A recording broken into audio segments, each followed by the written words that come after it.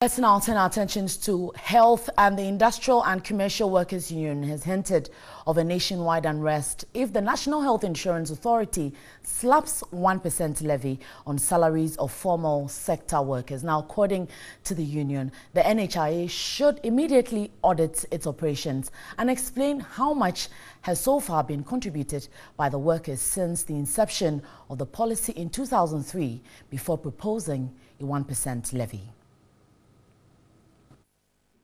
Formal sector workers currently pay 2.5 out of the 17.5% contributions from their Tier 1 pension fund to run the NHIA scheme. However, management of the NHIA is worried that the 2.5% reduction is woefully inadequate. In May last year, when the management appeared before the Public Accounts Committee of Parliament, it proposed a 1% levy to be slapped on alcohol and tobacco.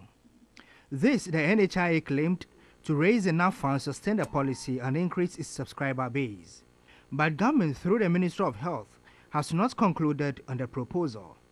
8 months on, the management of NHIA is again pushing for another 1% levy on salaries of formal sector workers. The management argued it will help them achieve their target of 803 million cedis this year from 345 million cedis in 2016. But the ICU is warning the NHIA against the levy. If that will not work, we will not agree. We've done an assessment and we say, yes, they have a problem. But we've also heard how the NHIA was run down, the way monies were flying left, right, center, where services that had not been rendered were brought in as service rendered and monies were paid. That led to a huge debt. And then they've not also told us whether SNIT is not, religiously paying whatever is deducting from us for them to get. Currently, the authority is inducted to a tune of 1.2 million cedis, out of which 800,000 cedis has been paid to service providers. The ICU again has called for proper auditing of NHIA operations before the levy. View ICU saying is that if the present government have been able to pay over 800,000 to meet the 1.2 billion, where did that money come from?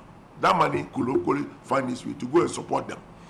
If not, we are also pushing further that all the beneficiaries who are not contributing anything by way, of the first year 2.5, they should find a way and get those people to contribute to it, no matter how small they will even contribute.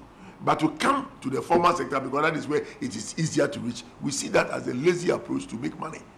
However, in a telephone interview, the Public Relations Officer of the Minister of Health, Robert Kujo, said discussions are still ongoing and the ministry will meet Labour to resolve their problems.